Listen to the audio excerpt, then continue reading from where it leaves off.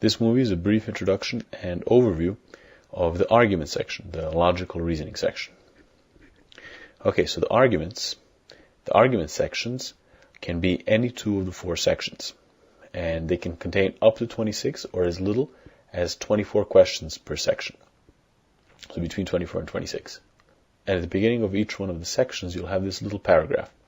It says, the questions in this section are based on the reasoning contained in brief statements or passages.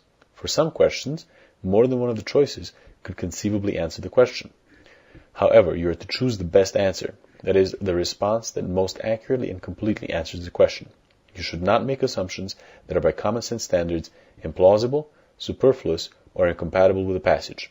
After you have chosen the best answer, blacken the corresponding space on your answer sheet. So these are brief directions about how to do the questions. The basic point is that you should approach them commonsensically and make only reasonable and not implausible or superfluous assumptions. Okay.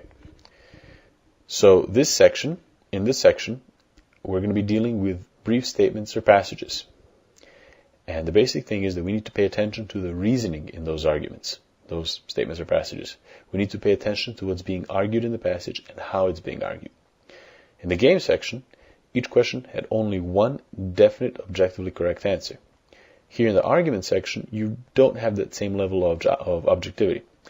But that doesn't mean that each question, or even some of the questions, or even any of the questions, can have more than one equally valid answer, and that it just depends on your personal interpretation.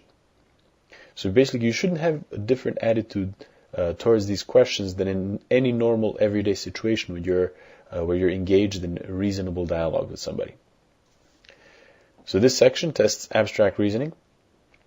The content is irrelevant, and you're going to have to read a number of short passages and figure out what they're trying to say and how they're trying to say it using common sense, everyday reasoning.